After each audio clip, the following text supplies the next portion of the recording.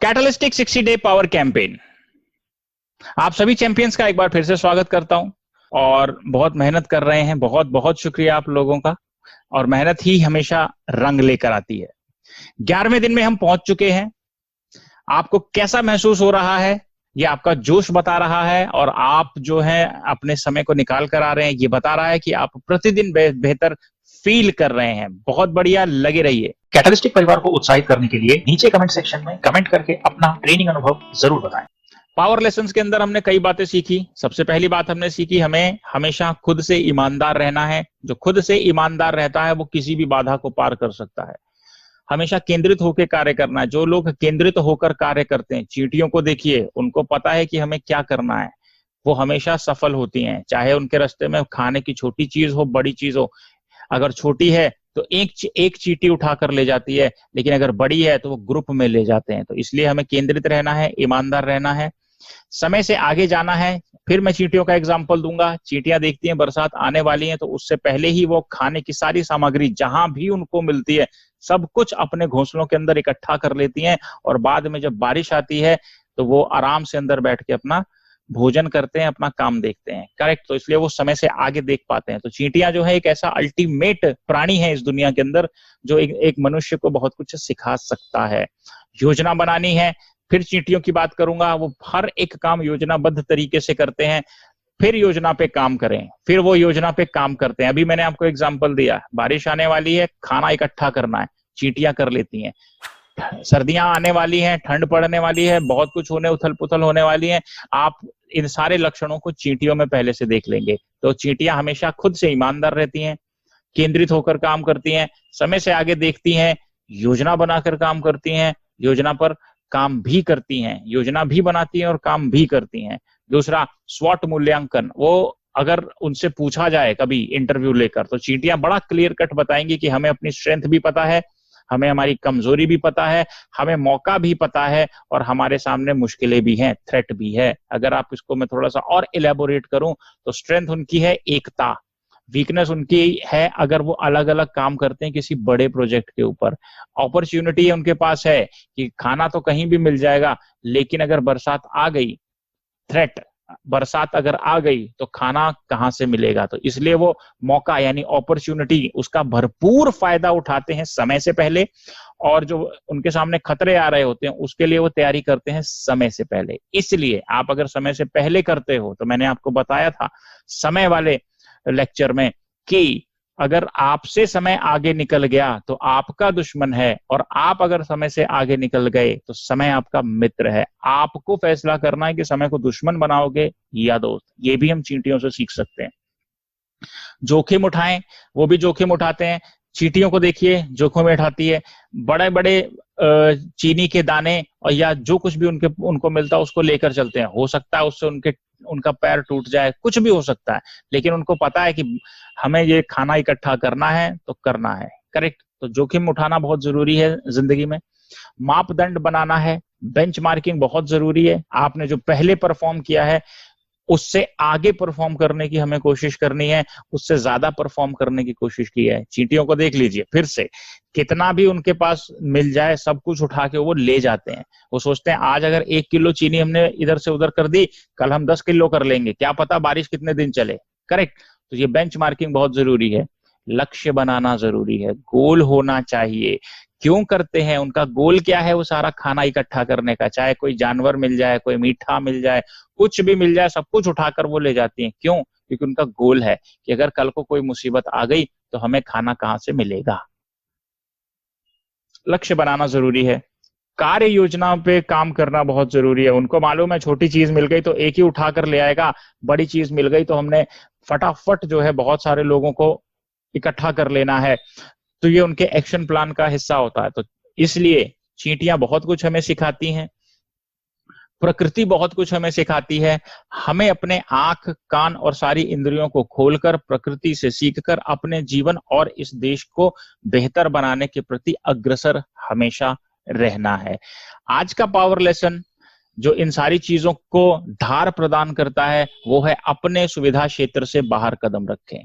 मतलब step out of your comfort zone. इसका बड़ा सीधा सा मतलब है आप जहां पर एक ऐसी पोजीशन में हो जहां पर आपको सिक्योरिटी महसूस होती है, आराम की अनुभूति होती है, जब तक आप उस क्षेत्र को छोड़ोगे नहीं तब तक आप सफल नहीं हो सकते। मतलब ये है कि कोई व्यक्ति अगर सो रहा है, ठीक है, अपने अपने रजाई में है या अपने बेड पर सोया हुआ है, अगर वो वहां से नहीं निकलता और उस दिन का काम नहीं करता तो उस दिन की जो उसकी कमाई है, उस दिन का जो उसका रिवॉर्ड है, वो उसको नहीं मिलता। हम सभी के सभी अपने कंफर्ट जोन में हैं। कंफर्ट जोन का मतलब है जहां पर हमें किसी भी चीज की चिंता नहीं होती। फिर से चींटियों पर आते हैं। चींटियां भी अगर अपने कंफर्ट जोन में रहें और उनके घोंसलों के अंदर पानी भर जाए और उन्होंने खाना इकट्ठा ना किया हो तो क्या होगा?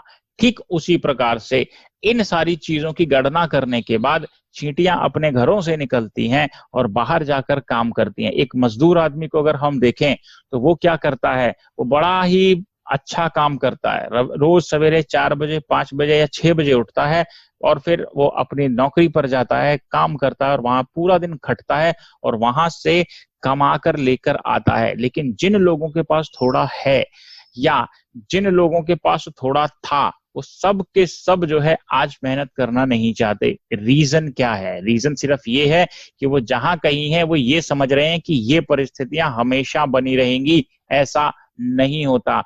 अच्छे अच्छे धन्ना सेठ खत्म हो गए, अच्छी अच्छी कंपनियां डूब गई जैसे ही वो अपने सुविधा क्षेत्र में गई। तो आप ऐसे जोन जो भी आपको ये एहसास कराते हैं कि आहा, इससे बढ़िया कुछ नहीं हो सकता और ये परिस्थितियां हमारे साथ सारी जिंदगी चलेंगी, वहां पर आपको सोचने की जरूरत है। इतनी तैयारी करने के बाद अगर आपने शुरुआत नहीं की, हमने पिछले 10 लेसन लिए, 10 लेसन में आपको अपना स्टार्टिंग कैसे करनी है, उस स्टार्टिंग की प्लानिंग कैसे करनी है, कैसे कैसे चीजों को जमीन पर उतारना है, पहले 10 दिन में वो चीजें बताई गई। अब अगर उतनी सारी चीजें जानने या समझने के बाद हम शुरुआत नहीं करते तो वो सारा का सारा जो है जीरो हो जाता है, वो सारा का सारा बर्बाद हो जाता है। इसलिए आज आपको शुरुआत करनी चाहिए। जहां भी हो, जैसे भी हो, जिस भी परिस्थिति में हो, परिस्थितियों से फर्क नहीं पड़ता। फर्क तब पड़ता है जब आप परिस्थितियों को बदलने के लिए अपना कदम बाहर निकालते हैं। वो ही लोग विजेता कहलाते हैं और उन्हीं लोगों ने दुनिया के अंदर इतिहास रचे हैं। आप किसी भी ऐसे व्यक्ति को उठाकर देख लो जो आपको अच्छा लगता है, उसने अपने नींद को जो है सेक्रीफाइस किया है, उसने अपने आराम को सेक्रीफाइस किया है, मेहनत करी है, इसलिए उस मुकाम पर पहुंचा है। हम लोगों की सफलता देखते हैं लेकिन उसकी मेहनत नहीं देखते। जितने लोगों ने कल का वीडियो देखा उसके अंदर मैंने अपनी बहुत सारी पुरानी फोटोज भी डाली हैं जब मैं इस प्रोजेक्ट को लेकर गली गली घूम रहा था अकेला। मैंने आपको पहले भी बार बोला कि जब मैं अकेला काम कर रहा था तो ज्यादा रिजल्ट आ रहा था। आज टीमें हैं तो टीमों को संभालने के लिए जो मेरा समय लग रहा है वो सारा का सारा समय अगर आप सही से इस्तेमाल कर लो तो रिजल्ट हमारे 10, 20, 50 या 100 गुना हो सकते हैं। तो आपके ऊपर है कि शुरुआत करनी है और करानी है।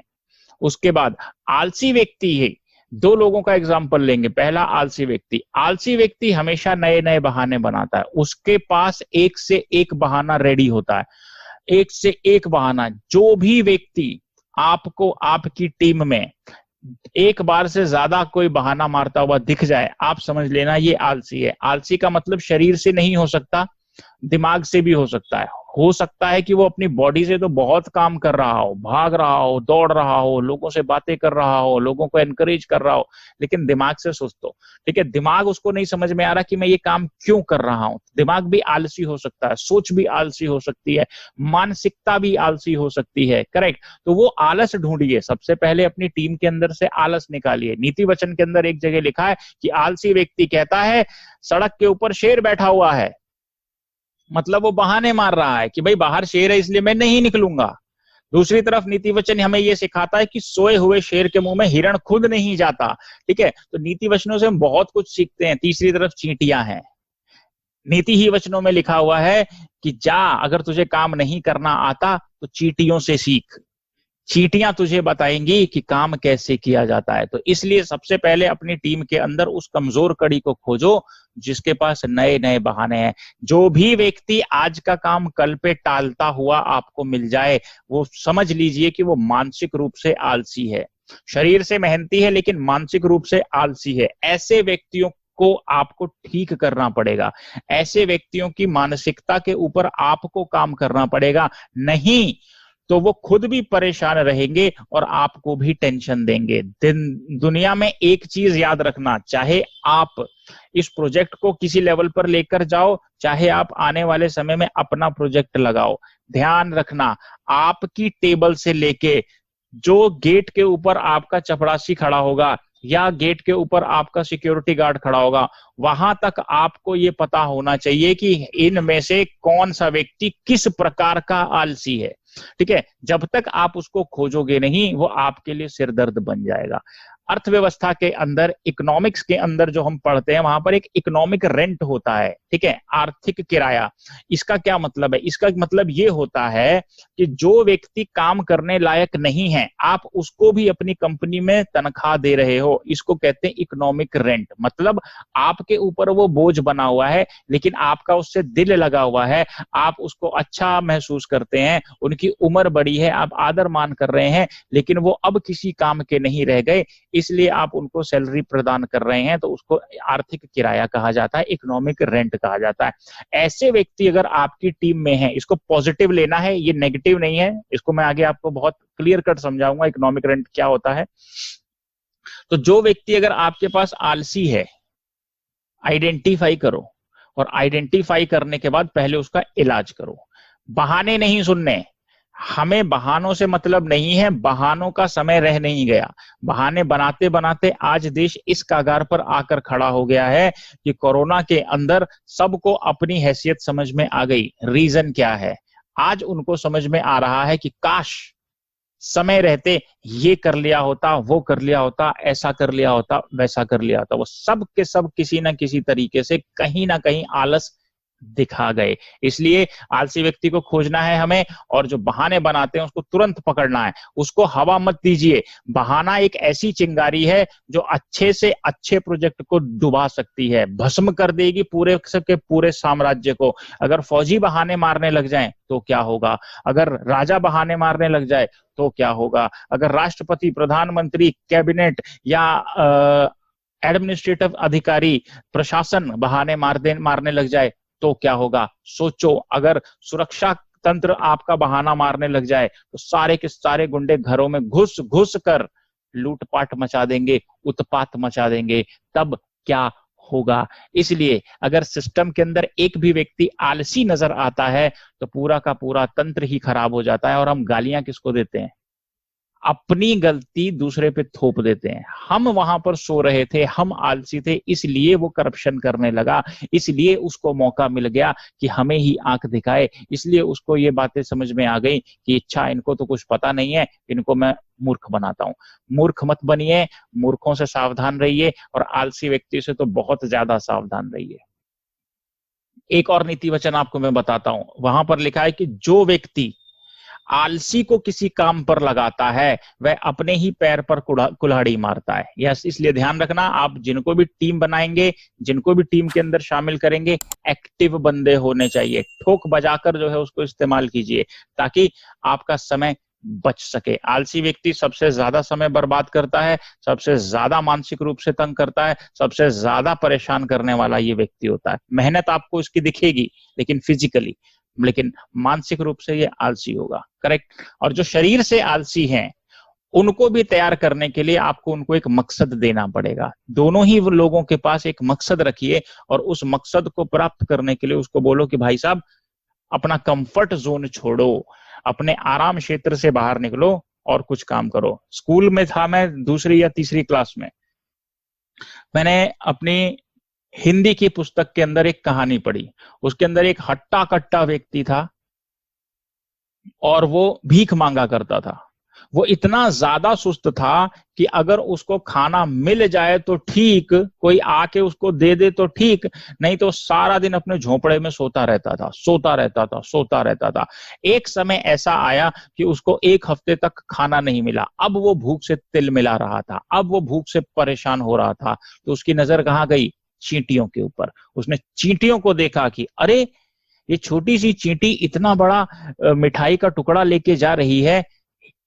लानत है उस व्यक्ति के ऊपर जो कि इनसे नहीं सीख पा रहा।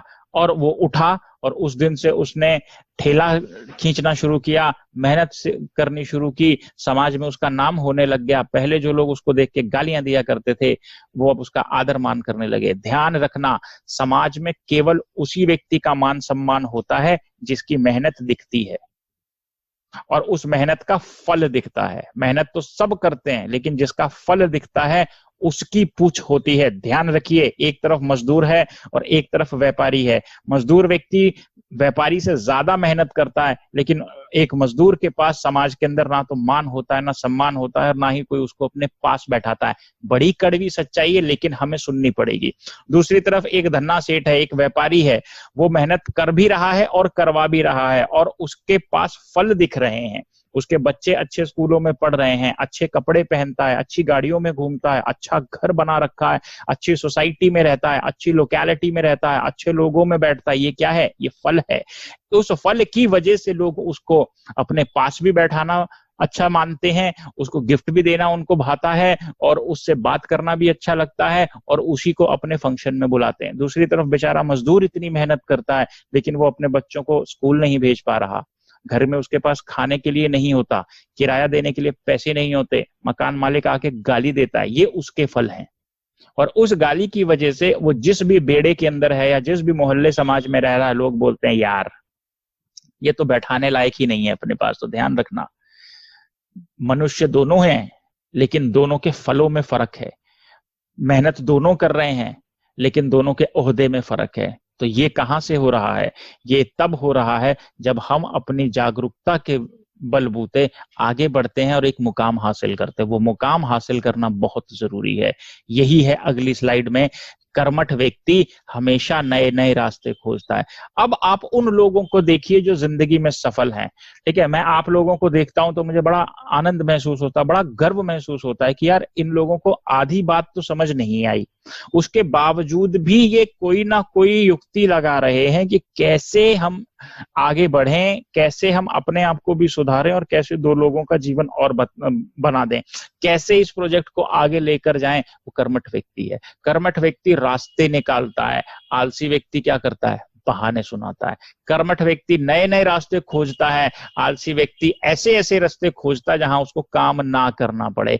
आलसी व्यक्ति हमेशा कहता है भैया बाहर शेर बैठा हुआ है, बारिश पड़ रही है, गड्ढा आ गया, बाढ़ आ गई, कर्फ्यू लग गया और पता नहीं क्या क्या। कर्मठ व्यक्ति बोलता है अच्छा ऐसा सब कुछ हो गया, कोई बात नहीं, मैं रास्ता खोजता हूं कि मैं अपने काम तक कैसे पहुंचूंगा, मैं रास्ता खोजता हूं कि मैं इस मुहिम को, इस बात को, अपनी कमाई को, अपने बच्चों को कैसे इन परिस्थितियों के बावजूद भी एक पोजीशन पर ला सकता हूं। आप ही के अंदर बहुत सारे लोग हैं। ठीक है, एक व्यक्ति को मैंने कल रात को फोन किया, मैंने बोला भाई साहब कल आपको यहां पर पहुंचना है, अगर बात होती है तो ठीक है, नहीं होती तो आपको जाकर मेरी बात करानी पड़ेगी। वो व्यक्ति सवेरे सवेरे उठ के वहां पर पहुंच गया। ये क्या है? कर्मठ। यहाँ पर वो बहाने मार सकते थे कि सर जी मुझको सोना है, सर जी मुझे अपना पेशेंट देखने जाना है, सर जी मेरे पास ये काम है, वो काम है। नहीं, उस व्यक्ति ने जो है जिम्मेदारी को उठाया, पहले वो काम किया और उसके बाद अपने काम पर चला गया। इसको क्या कहते हैं? रास्ता निकालना। उस व्यक्ति को जाना कहीं और था, लेकिन वो पहले कहीं और गया। वहां पर जाने से पहले उसको अपना समय भी तो मैनेज करना पड़ा होगा, सवेरे जल्दी उठना पड़ा होगा, सवेरे जल्दी घर से निकलना पड़ा होगा, और टाइम मैनेज करके उसने दोनों चीजों को मैनेज कर दिया। ये होता है कर्मठ व्यक्ति। ठीक है, आप में से बहुत सारे लोग कर्मठ हैं, बहुत सारे लोग मेहनत कर रहे हो, बहुत बहुत शुभकामनाएं। लेकिन आलसी व्यक्ति को आइडेंटिफाई करिए और इसको सर का ताज मत बनाइए। सर का ताज बनाने के लिए कर्मठ व्यक्ति होता है। कर्मठ व्यक्तियों की टीम बनाएंगे तो आप जीत जाएंगे। किसी भी आलसी व्यक्ति को बॉर्डर पे नहीं भेजते, किसी भी आलसी व्यक्ति को सेना में नहीं भेजते। पता है क्यों? क्योंकि उनको पता है कि ये तो सिर्फ बहाने खोजता रहेगा, ये तो सिर्फ बहाने खोजता रहेगा, और इसके पास और कोई काम ही नहीं है, राइट। इसलिए आपने देखा होगा आर्मी की ट्रेनिंग बहुत ज्यादा सख्त होती है, इसलिए आपने देखा होगा कि उनको सवेरे 4 बजे उठाकर उनको कसरत कराई जाती है, मेहनत कराई जाती है। इसलिए आपने देखा होगा कि अगर आर्मी के अंदर एक भी व्यक्ति गलती करता है तो पूरे बैच को सजा मिलती है। रीजन क्या है? उनके अंदर से ये आलस तोड़ा जाता है। क्यों? क्योंकि आर्मी को पता है कि अगर एक भी आलसी व्यक्ति यहाँ सिस्टम में आ गया तो पूरी की पूरी सेना मर सकती है, पूरे के पूरे जवान खत्म हो सकते हैं, पूरे का पूरा देश गुलाम बन सकता है केवल एक व्यक्ति से। ध्यान रखिएगा, आपके प्रोजेक्ट के अंदर अगर एक भी ऐसा व्यक्ति आपको मिल जाए, उसको या तो सुधार दो या बाहर कर दो। क्यों? क्योंकि उस एक व्यक्ति की वजह से हो सकता है पूरे के पूरे प्रोजेक्ट के ऊपर फर्क पड़े। आर्मी को ध्यान में रखना। इसलिए आपको बार बार आपने ये सजाएं अपने ऊपर फेस की हैं कि गलती तो किसी और की थी, सजा सबको मिली है। क्यों मिली है? इसीलिए मिली है ताकि आपका ये जो आलस है वो तोड़ दिया जाए, राइट। अगर आलसी व्यक्ति की वजह से आपको सजा मिलती है तो आपको उसको ठीक कर देना चाहिए। इसलिए आलसी और कर्मठ व्यक्ति, ये दोनों को खोजिए और जो कर्मठ व्यक्ति है उसको काम पर लगा दो, उसको अच्छे से तैयार कर दो, उसको नर्चर कर दो। लेकिन जो आलसी व्यक्ति है उसका आलस छुड़वाइए। नहीं मानता तो उसको उसके हालात पर छोड़ दीजिए। उदाहरण, जिसका जो काम है वह उसी में लगा है। अब प्रकृति की ओर देखते हैं। सूरज अगर आलसी हो जाए तो, चांद अगर आलसी हो जाए तो, नदियां अगर आलसी हो जाए तो, जमीन अगर आलसी हो जाए तो, हर एक केस के अंदर केवल और केवल रिजल्ट तबाही होगा। जो व्यक्ति आलसी है, आप उसके घर की परिस्थितियों से समझ जाओगे कि उसने उतनी मेहनत नहीं की जितनी उसको करनी है। कुछ लोगों की मजबूरी है। मजबूरी क्या है कि वो मेहनत तो बहुत करते लेकिन रास्ता नहीं पता किस पर चलना है कि हमारी परिस्थितियां बदल जाएं। कुछ व्यक्ति ऐसे हैं जिनके घर में घुसते ही आपको केवल और केवल आलस महसूस होगा। सब कुछ है, सारी सुविधाएं हैं, लेकिन पूरे घर में आलस व्याप्त है। ठीक है, उस घर के माहौल से आप समझ जाओगे कि यहाँ आलसियों का जमावड़ा है। करेक्ट। और आलसी के अंदर अमीर भी हो सकते हैं और एक साधारण व्यक्ति भी हो सकता है। तो आपको उसको जज करने के लिए एक बहुत ही बारीक पर्दे के पीछे देखना पड़ेगा। ठीक है, बहुत बारीक सी बात है यहाँ पर। ठीक है, तो हम प्रकृति से हमेशा सीखें कि अगर हर चीज आलस करने लग जाए तो सिस्टम पूरा बिगड़ जाए। मैं सिर्फ इतना कहता हूं, 2 मिनट के लिए ऑक्सीजन ने अगर आलस कर दिया तो क्या होगा? करेक्ट। आज हमारे पास एक मकसद है। अब बात करते हैं मकसद के ऊपर। आज हम सभी के पास एक मकसद है। हमें पता है कि हमारा देश कहां पहुंच गया है, क्यों पहुंच गया है, वो सारे कारण आज हमको पता चल गए। अब हमें क्या करना है? हमारे पास जो मकसद है उस मकसद पे हमें आगे बढ़ना है, उस मकसद को घर घर पहुंचाना है अवेयरनेस के माध्यम से। जितने लोग इसमें लगेंगे उनकी आर्थिक सहायता कैसे होनी है, इसका इंतजाम तो प्रोजेक्ट ने पहले ही किया हुआ है। आप अपने मैसेज को और पैना कीजिए, आप अपने मैसेज की धार को और तेज कीजिए ताकि आपका मैसेज सही तरीके से सही व्यक्ति तक पहुंच जाए। एक ही मैसेज सबके लिए काम नहीं करेगा। प्रोजेक्ट एक है, मकसद एक है, मैसेज हजारों बना दो। उन हजारों मैसेजेस को 1000 लोगों तक आप पहुंचा दो और उनको समझा दो कि गुरुदेव ये अगर है तो ठीक, नहीं तो वो और वो चीजें आपके सामने आने वाली हैं। बहुत कुछ आप लोगों ने इस साल में फेस कर लिया। जो बातें हम शुरू से कह रहे थे उस पे भी लोग भरोसा नहीं करते थे, लेकिन आज जब सामने आ गई तो वो सारे के सारे लोग एक्टिव हो गए। अब आपका भी फर्ज ये बनता है कि जो चीजें आपने सुनी और आपने देखी उन चीजों को आगे कन्वे कीजिए ताकि जो लोग उस आग में से, उस तूफान में से गुजर रहे हैं, उनके पास भी कोई एक सहारा हो। अब फैसला आपके ही हाथ में है, आप ही को करना है ताकि चीजों को सही तरीके से अलाइन किया जा सके। करेक्ट। अब आपको क्या करना है? बड़ा साधारण सा काम करना है कि आपको अपने सुविधा क्षेत्र से बाहर कदम निकालना है ताकि एक बहुत बड़ा बदलाव एक इंडिविजुअल, एक व्यक्ति विशेष के जीवन में तथा पूरे देश में आ सके। यही चीज जो है खुद भी सीखिए, अपनी टीम को भी सिखाइए और उनको बोलिए आगे भी सिखाइए। सारा काम आप नहीं कर पाओगे, 140 करोड़ लोगों तक आप या मैं अकेले नहीं पहुंच सकते। इस तक पहुंचने के लिए या इस आंकड़े को छूने के लिए हम सभी लोगों को अपना सुविधा क्षेत्र छोड़ना पड़ेगा।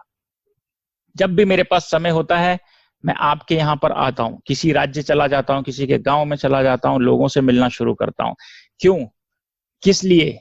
इसलिए कि हमारे पास एक मकसद है। मैंने अपने घर का सुविधा क्षेत्र छोड़ दिया और मैं आप तक आ गया।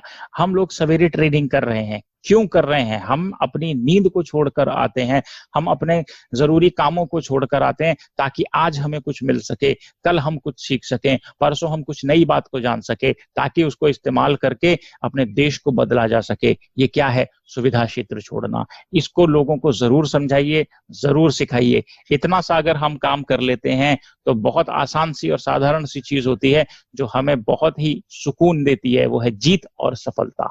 हमेशा हमारे गले में विजय माला डालेगी। जीत चाहे छोटी हो चाहे बड़ी, उस बच्चे से पूछो जो स्कूल में पास हो जाता है कितना खुश होता है, और उस बच्चे से पूछो जो फर्स्ट आता है, दोनों की खुशी में कोई फर्क नहीं है। लेकिन सफलता तो सफलता होती है, चाहे आप 1 सूत से जीतें, चाहे आप 1 किलोमीटर से जीतें। सफलता की अनुभूति हर व्यक्ति को वैसी ही होती है जो अपने आप को विजेता कहलाना पसंद करता है, जो विजेता होता है। इसलिए आपको अपने कंफर्ट जोन से बाहर निकलकर जीत और सफलता तक पहुंचने की मुहिम पर अपने कदम को आगे बढ़ाना चाहिए। और जितनी बातें हमने पिछले 10 दिन में सीखी थी, अब वो सीखने के बाद इस्तेमाल करने की बारी है। इसलिए आपको कदम बाहर निकालना पड़ेगा, अपने सुविधा क्षेत्र यानी कि कंफर्ट जोन से बाहर जाना पड़ेगा, तभी आप अपनी सफलता के रास्ते पर भी चल पाओगे। जिंदगी में हमारे पास हमेशा 2 रास्ते होते हैं, एक होता है आराम और दूसरा होता है मेहनत। बहुत सारे लोग जो है मेहनत करते हैं और थोड़े समय के बाद आराम करने लग जाते हैं। ऐसा नहीं होता। आज सवेरे हमने एक कहानी सुनी और उससे हमें पता चला कि वो जो चीजें उनके हाथ से निकल गई, वो जो चीजें खत्म हो गई, वो जो चीजें, पूरी परिस्थितियां ही पलट गई, वो किस वजह से थी? वो केवल इस वजह से थी कि जिस व्यक्ति ने उन सारी चीजों को बनाया था, उन्होंने थोड़ा सा आलस कर दिया आगे लोगों को सिखाने में, और उन्होंने उन चीजों को सीखने में आलस कर दिया। ऐसे 2 प्रकार के व्यक्ति होते हैं, पहला वो जो सिखाने में तेज होता है और दूसरा वो जो सीखने में तेज होता है। जब सिखाने वाला तेज और सीखने वाला तेज आता है तब ही कोई क्रांति आती है। लेकिन अगर सिखाने वाला तेज है और सीखने वाला सुस्त है, या सिखाने वाला सुस्त है और सीखने वाला तेज है, तो यहाँ पर कोई रिजल्ट नहीं आता।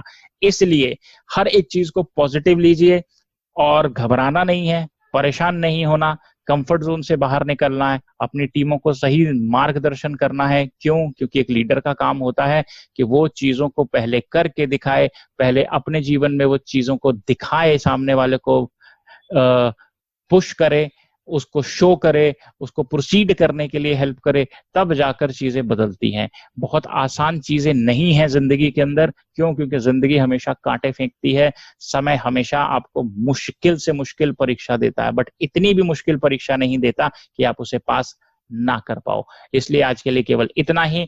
जो कुछ भी आपने सीखा, जो कुछ भी आप इस्तेमाल कर रहे हो, जो कुछ भी काम कर रहे हो, जो कुछ भी आज आप काम करोगे, उन सारी चीजों के लिए आपको बहुत बहुत शुभकामनाएं। सफल हों, आगे बढ़ें और अपनी परिस्थितियों को बदलते जाएं। God bless you. फिर मिलते हैं कल। प्रैक्टिकल एंटरप्रेन्योरशिप या उद्यमिता से जुड़ी प्रैक्टिकल ट्रेनिंग्स, अनुभवों, नीतियों, कानूनों अथवा संबंधित जानकारियों को सबसे पहले पाने के लिए चैनल को जरूर सब्सक्राइब करें और कैटलिस्टिक परियोजना को युवाओं, भावी उद्यमियों तथा उद्यमियों तक पहुंचाने के लिए जरूर शेयर करें और अपना महत्वपूर्ण योगदान दें।